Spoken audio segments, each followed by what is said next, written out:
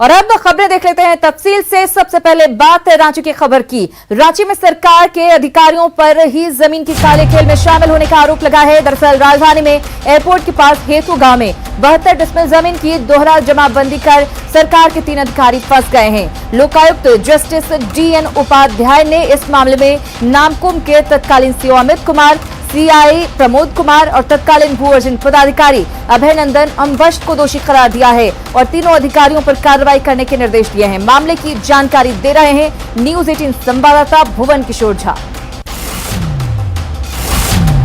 लोकायुक्त के ताजा निर्देश के बाद यह साफ हो गया है कि झारखंड में किस कदर जमीन विवाद की घटना होती है और उसमें जो प्रशासनिक अधिकारी होते हैं उनकी सहभागिता होती है।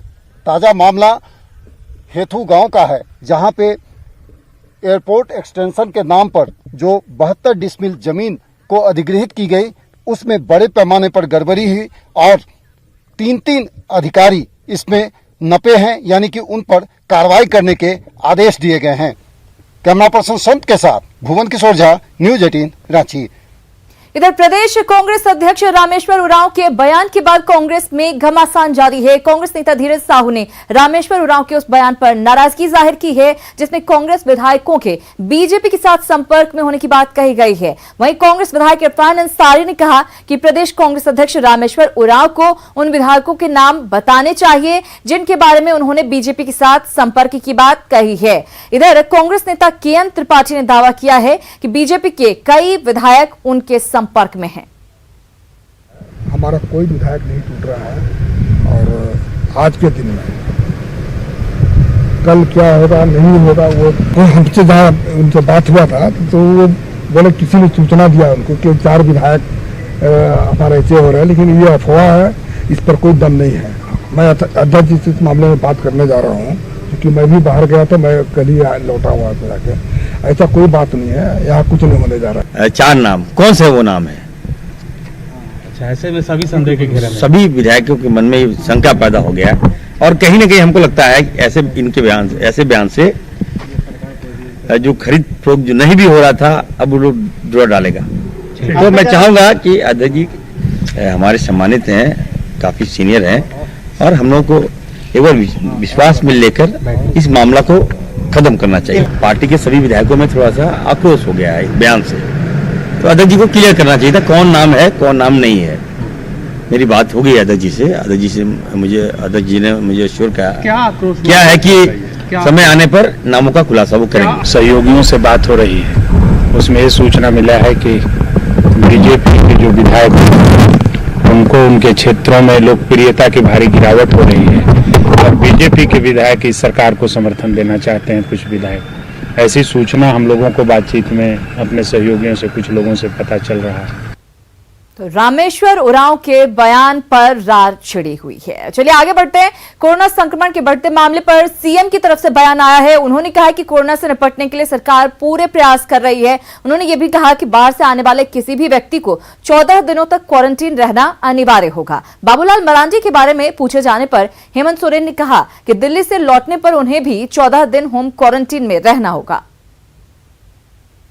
जो भी लोग बाहर से आएगा, किसी भी रास्ते से आएंगे तो उनको क्वारंटाइन में रहना होगा। उसके बाद ही आगे की गतिविधियां होंगी, चाहे हवाई जहाज से आए, सड़क से आए या किसी और भी माध्यम से आए। हालांकि अभी ये धीरे धीरे बंद हो रही हैं और अब इस विषय पर हम लोगों ने इस बार आज ये निर्णय लिया है कि अब क्वारंटाइन में लोगों को रहना होगा जो भी बाहर से आएंगे। बाबूलाल मरांडी भी दिल्ली गए, अमित शाह से मिल रहे हैं, लौटेंगे तो उन्हें भी रहना पड़ेगा। अब बिल्कुल अब ये निर्णय लिया जा चुका है। तो इशारों में CM ने बाबूलाल मरांडी को लेकर भी कह दिया कि उन्हें भी 14 दिन क्वारंटीन पर रहना होगा। इधर कांग्रेस ने होम क्वारंटीन पर CM हेमंत सोरेन के बयान को सही ठहराया है। उनका इशारा बीजेपी विधायक दल के नेता बाबूलाल मरांडी और प्रदेश अध्यक्ष दीपक प्रकाश की तरफ था, जो इस समय दिल्ली में है। अब बाहर से आएगा वो 14 दिन के लिए क्वारंटाइन होगा। अब उसमें आदरणीय बाबूलाल मरांडी जी हों, दीपक प्रकाश जी हों, हमारे दल के कोई नेता हों, किसी भी तरह के कोई, चाहे कितना भी बड़ा व्यक्ति और छोटा व्यक्ति क्यों नहीं हो, आप तो जानते हैं इस राज्य में नियम कानून का पालन आदरणीय जो हमारे डीजीपी हैं, हमारे चीफ सेक्रेटरी हैं, वो भी बाहर गए तो आने के बाद 14 दिन क्वारंटाइन रहे। तो ऐसे में किसी को क्वारंटाइन नहीं होने की छूट नहीं दी जा सकती है। जिस तिथि से ये कानून लागू होगा उस तिथि से के बाद जो भी व्यक्ति आएगा उनको क्वारंटाइन होना पड़ेगा। और बाबूलाल मरांडी को होम क्वारंटाइन करने के सीएम के बयान पर सियासत शुरू हो गई है। बीजेपी नेता सीपी सिंह ने सीएम को जवाब दिया है। उन्होंने कहा कि राज्य सरकार का नियम सभी के लिए मान्य है, लेकिन सरकार को अस्पतालों की हालत सुधारने पर जोर देना चाहिए। सीपी सिंह ने राज्य के अस्पतालों की हालत खराब बताई, इसलिए होम क्वारंटीन पर जोर देने की बात सीएम की तरफ से कही जा रही है, ये आरोप लगाया है। कोई भी राज्य सरकार यदि अपने राज्य के लिए कानून बनाती है तो उस कानून के दायरे में कोई भी हो, सामान्य व्यक्ति हो या वीवीआईपी हो, सबको उसका पालन करना ही चाहिए। इन्होंने बाबूलाल मरांडी जी पर कटाक्ष किया है, दीपक जी पर कटाक्ष किया है कि वास्तव में इस तरह की स्थिति है, और मुझे लगता है कि स्थिति यही है। आज इस झारखंड के अंदर दुर्भाग्य ऐसा है कि बेड की ही व्यवस्था नहीं है, इसलिए मुख्यमंत्री को ऐसी बातें कहनी पड़ रही है। दरअसल बाबूलाल मरांडी इस वक्त दिल्ली में हैं। केंद्रीय गृह मंत्री अमित शाह से मुलाकात के बाद आज बाबूलाल मरांडी ने केंद्रीय रेल मंत्री से मुलाकात की। केंद्रीय मंत्री के साथ मुलाकात के दौरान बाबूलाल मरांडी ने झारखंड में कई ट्रेनों के ठहराव की मांग की है। बाबूलाल ने कोलकाता पटना एक्सप्रेस को वाया मधुपुर गिरिडीह चलाने के साथ ही गिरिडीह कोडरमा पैसेंजर ट्रेन के पोबी में ठहराव की मांग की। बाबूलाल के दोनों मांगों पर रेल मंत्री ने सकारात्मक आश्वासन दिया है। और दिल्ली में बाबूलाल मरांडी और केंद्रीय गृह मंत्री अमित शाह की मुलाकात पर जेएमएम ने निशाना साधा है। उन्होंने कहा कि बाबूलाल ने कोरोना संक्रमण के काल में राज्य सरकार के विरुद्ध चर्चा की और बेवजह आरोप लगाए। मनोज पांडे ने कहा कि अच्छा होता अगर बाबूलाल विकास की बात करते। बहुत ही बेहतरीन कार्य कर रही है इस संकट की घड़ी में, कोविड के समय, और इनके पास कोई मुद्दा नहीं है। नकारात्मक बातें करने के आदी हो चुके हैं। सरकार को सहयोग नाम की चीज विपक्ष से जो मिलनी चाहिए, सकारात्मक सहयोग, वो भी नहीं मिल रहा है, सिर्फ नकारात्मक बातें। और इस संकट की घड़ी में भी राजनीति इन लोगों को सूझता है, बड़े अफसोस की बात है। और अब बात सीएम के धमकी मामले की। ईमेल से धमकी मिलने पर सीएम हेमंत सोरेन का बयान भी सामने आया है। उन्होंने कहा कि वो जनता की सेवा में लगे हुए हैं और किसी की धमकी के आगे झुकेंगे नहीं। इसके साथ ही उन्होंने बीजेपी को निशाने पर लिया। कुछ लोग मेरे जान के पीछे पड़े हैं। मैंने कहा कोई बात नहीं, लोग ऐसे सोच रखने वाले लोग भी हैं इस धरती पर। हम अपना काम करेंगे और शायद हमारे कामों से अगर जिनको तकलीफ है उनको उनकी ये सोच हो सकती है, लेकिन हम लोग अपने कदमों को नहीं रोकते हैं। हम लोग के कदम निरंतर चलते हैं, चलते रहेंगे, बिना रुके बिना थके। बात कोरोना अपडेट की। झारखंड में कोरोना संक्रमण की रफ्तार कम होती नहीं दिख रही है। कल की बात करें तो कल राज्य में 291 नए कोरोना पॉजिटिव मिले। इसके साथ ही राज्य में कोरोना संक्रमितों की संख्या 5000 के पार पहुंच गई है। झारखंड में अब कोरोना के कुल 5096 मरीज हैं। कल सबसे अधिक रांची से 60 मरीज, जबकि चतरा से 57 पॉजिटिव मिले। वहीं गुरुवार को 4 मरीजों की मौत के बाद कल भी राज्य में 4 मरीजों की दरअसल इलाज के दौरान मौत हो गई। उसके बाद कोरोना से अब तक 46 लोगों की मौत हो चुकी है। और आइए झारखंड में पिछले 5 दिनों में कोरोना की रफ्तार पर एक नजर डालते हैं। आंकड़ों की अगर बात करें तो 13 जुलाई को कुल 204 कोरोना केस मिले।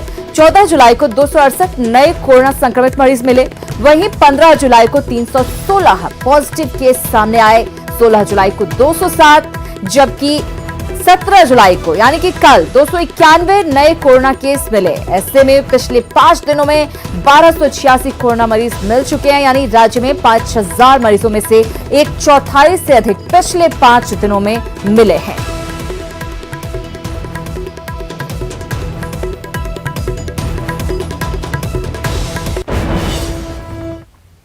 हजारीबाग में कोरोना संक्रमण की संख्या तेजी से बढ़ रही है। इसी को लेकर जिले में 7 दिनों का लॉकडाउन घोषित किया गया है। लॉकडाउन के कारण सड़कें वीरान हो गई हैं। लॉकडाउन का जायजा लिया है संवाददाता राकेश कुमार ने। हजारीबाग जिले में लगातार कोरोना संक्रमण की शिकायतें बढ़ रही है। लगातार कोरोना संक्रमित मरीज पाए जा रहे हैं। इसी के मद्देनजर जिला प्रशासन ने हजारीबाग नगर निगम क्षेत्र को 1 सप्ताह का लॉकडाउन कर दिया है और आज चौथे दिन आज आप देख सकते हैं हमारे पीछे कि किस तरह से सड़कें वीरान हैं। सब तमाम प्रतिष्ठान दुकानें बंद हैं। हालांकि आवश्यक सेवाएं जरूर यहाँ पे सुचारू रूप से चल रहा है और जो पुलिसकर्मी है उनको तैनात किया गया है ताकि लोग घरों से नहीं निकले बेवजह का। और यहाँ पे आप देख सकते हैं कि जिस प्रकार से सड़कें वीरान हैं और तमाम प्रतिष्ठान बंद है, कहीं ना कहीं लोगों की जिंदगी भी थम चुकी है और इसी को लेकर यहाँ पे लगातार लोग परेशान भी नजर आ रहे हैं। लेकिन यहाँ जो पुलिसकर्मी है हम उनसे भी जानने का प्रयास करते हैं कि आखिर लोग आ रहे हैं तो कैसे उनको समझा पा रहे हैं और क्या कुछ कह कर रहे हैं, क्या कुछ बता पा रहे हैं। उन लोग से कह रहे हैं कि बिना वजह आप लोग घर से बाहर ना निकलें और जब निकले भी जब जरूरी के सामान खरीदना जैसे मेडिकल के सामान या कुछ खाद्य पदार्थ तो मास्क वगैरह सैनिटाइजर का उपयोग किए और दूरी अपना बनाए रखे। अब बिना वजह से घर से बाहर ना निकले दूसरों को भी निकलने ना दें, यही हमारे सुझाव है। पुलिस जवान है और इनकी भी लोगों से एक अपील है कि अभी कम से कम घरों से निकले और बेवजह घरों से बाहर ना निकले। ऐसे में न्यूज़ 18 फिर से एक बार लोगों से अपील करता है कि अपने घरों में रहें, बेवजह घरों से बाहर ना निकले, क्योंकि कोरोना वैश्विक महामारी को मात देने के लिए एक ही हमारे पास विकल्प है कि हम एहतियात बरतें। राकेश कुमार, न्यूज़ 18 हजारीबाग। हजारीबाग का हाल देखने के बाद जमशेदपुर की बात। यहां पर कोरोना पॉजिटिव मरीजों की संख्या 700 के पार पहुंच गई है। ऐसे में अब जिला प्रशासन नियमों के उल्लंघन करने वालों पर सख्त कार्रवाई कर रहा है। उल्लंघन करने वालों के लिए जिला प्रशासन ने 2 निजी स्कूलों में कैंप जेल का निर्माण किया है, जिसमें कोरोना के गाइडलाइन का उल्लंघन करने वालों को 24 घंटे रखा जा रहा है। बिष्टुपुर स्थित कैंप जेल का जायजा लिया संवाददाता रंजीत ओझा ने। लॉ नगरी जमशेदपुर में कोरोना के मामले जो है अब तक लगभग 700 के पार हो चुके हैं और मैं दिखाना चाहूँगा कि शहर के 2 जगहों पर 2 निजी स्कूलों को कैंप जेल के रूप में तब्दील किया गया है। जो खतरा बना हुआ है शहर में उसमें लोगों को बचाने के लिए जो लोग माने नियमों का उल्लंघन कर रहे हैं और नियम का पालन सही ढंग से नहीं कर रहे हैं, जो केंद्र सरकार की गाइडलाइन है उसका पालन नहीं कर रहे हैं, वैसे लोगों को ला करके इस कैंप जेल में रखा जाता है और यहाँ 24 घंटे रखने के बाद उन्हें छोड़ दिया जाता है। जिला प्रशासन यही चाह रहा है कि शहर के लोगों को किसी तरह इस कोरोना नामक महामारी से बचाया जा सके। लोगों से हम भी अपील करना चाह रहे हैं कि आप अपने जो सरकार के गाइडलाइन है उसका पालन जरूर करें ताकि इस कोरोना नामक वायरस से हम जंग में जीत सकें। न्यूज़ 18 के लिए जमशेदपुर से रंजीत कुमार ओझा। संक्रमण काल में योद्धा के तौर पर काम कर रहे पुलिस जवान भी अब बड़ी संख्या में कोरोना की चपेट में आ रहे हैं। आखिर संक्रमण की क्या है वजह और पुलिस मेंस एसोसिएशन ने क्यों जताई है सरकार के सामने अपनी नाराजगी, देखिए इस रिपोर्ट में। पिछले 4 महीने से जारी कोरोना युद्ध में पुलिस बल के जवान एक योद्धा की भूमिका निभा रहे हैं। बात कंटेनमेंट जोन में तैनाती की हो या अस्पताल समेत तमाम संवेदनशील इलाकों में ड्यूटी की या फिर अपराधियों की गिरफ्तारी की, लेकिन कोरोना के बढ़ते संक्रमण ने करीब 100 से ज्यादा पुलिस कर्मियों को अपनी चपेट में ले लिया है। लिहाजा पुलिस मेंस एसोसिएशन ने पुलिस कर्मियों को मिलने वाली स्वास्थ्य सुरक्षा पर नाराजगी जताई है। माध्यम से बताना चाह रहे हैं कि सरकार के स्तर से अभी जो व्यवहार में जो उनको सुविधाएं मिलनी चाहिए कहीं नहीं है। और लोग जब गिरफ्तार करने किसी को जाते हैं तो कम से कम पीपी किट कम से कम पहने ताकि वो सुरक्षित रहे। अदरवाइज एक संक्रमित अगर वहाँ पर एक चोर या कोई क्रिमिनल मिलता है उसके चलते हमारे पूरे थाने वो संक्रमित हो जाते हैं। वहीं इस मामले में सियासत भी शुरू हो गई है। बीजेपी ने इस मामले में पुलिस एसोसिएशन की मांग को जायज ठहराते हुए सरकार पर जमकर हमला बोला है। सरकार की तमाम कोशिशों को नाकाफी बताया है।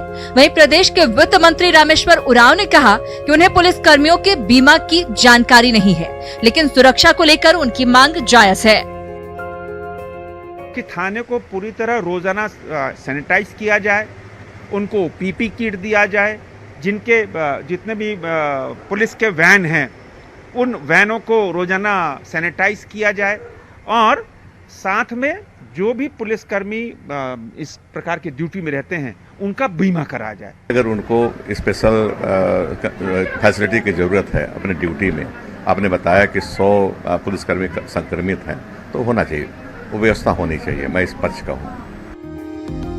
पुलिस एसोसिएशन की नाराजगी दरअसल जवानों की जिंदगी और उनके परिवारों की सुरक्षा को लेकर है। ऐसे में अदृश्य वायरस से जंग और अपराधियों के खिलाफ दिलेरी दिखाने वाले जवानों को अब उम्मीद सूबे के मुखिया से ही है। देखना यह है कि सरकार इनकी मांगों को आखिर कब सुनती है। न्यूज़ 18 के लिए रांची से संजय सिन्हा की रिपोर्ट। इधर डीजीपी ने पुलिसकर्मियों के कोरोना संक्रमित होने पर कहा है कि सभी जवानों और अधिकारियों को एहतियात बरतने के लिए कहा गया है। उन्होंने कहा कि कई पुलिसकर्मियों से उन्होंने खुद फोन पर बात की है और पुलिस का संक्रमण काल में भी मनोबल काफी ऊंचा है। घबराने की कोई स्थिति नहीं है। 60-70 हजार के पुलिस बल में लगभग 100 की संख्या में आज का दिन हम लोग संक्रमित है और जल्दी तेजी से ठीक भी हो रहा है। लेकिन ये संक्रमण की स्थिति देखते हुए हम लोग अपना ड्यूटी भी नहीं छोड़ सकते। काम में डटे रहना है, मनोबल काफ़ी ऊंचा है और सारे प्रिकॉशन लेते हुए हम लोग पूर्व से भी अधिक मेहनत करेंगे। और अब बात इंटर टॉपर की। झारखंड इंटर के रिजल्ट में गिरिडीह सरिया के अमित कुमार ने विज्ञान में 91.4% अंक लाकर पूरे राज्य में पहला स्थान प्राप्त किया है। अमित के स्टेट टॉपर बनने से न केवल उनके माता पिता बल्कि पूरा सरिया बेहद खुश है। अमित के पिता जहां अपने बेटे की सफलता से बेहद उत्साहित हैं, वहीं उन्होंने दूसरे छात्रों से मेहनत से पढ़ाई करने की अपील की है। स्टेट टॉपर अमित ने अपनी सफलता के लिए माता पिता और शिक्षकों को श्रेय दिया है।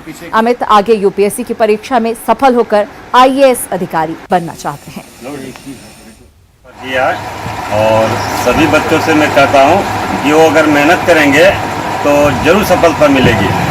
ये हमारा शुभकामना हर बच्चों के साथ है कि मेरा बेटा जिस तरह स्टेट टॉपर किया हर बच्चा कर सकता है, लक्ष्य होना चाहिए। मेरे इस सफ़र में कई साथी थे जिनको भूलना मेरे लिए बहुत बड़ी बेईमानी होगी, जिनमें शामिल है मेरे सर्वश्रेष्ठ माता पिता जिन्होंने अथक मेहनत करके परिश्रम करके मुझे इस काबिल बनाया कि मैं इस मुकाम को हासिल कर पाया हूँ।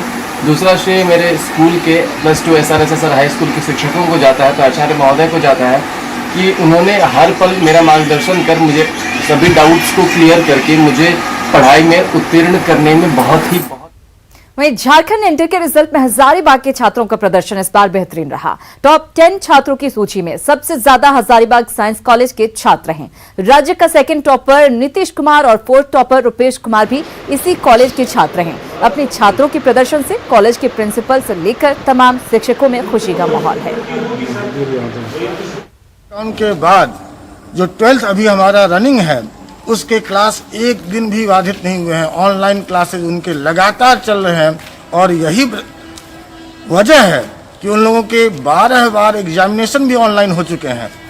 तो हमारे छात्र छात्राएं, शिक्षक शिक्षकेतर कर्मी तमाम इस तरह से सहयोग कर रहे हैं कि उनका कोई भी समय जाया न जाए और वो अधिक से अधिक परीक्षा के लिए तैयारी कर सकें। हम सभी छात्राओं को बधाई देते हैं और टॉप 10 में जगह बनाने का 2 कारण है। यहाँ का शिक्षक भी मेहनती है, रेगुलर क्लास होता है, रेगुलर टेस्ट होता है और एक सब्जेक्ट में कम से कम यूनिट वाइज टेस्ट हो रहा है। और इसी के साथ जोहार झारखंड में फिलहाल इतना ही, लेकिन न्यूज़ 18 बिहार झारखंड पर खबरों का सिलसिला लगातार जारी है।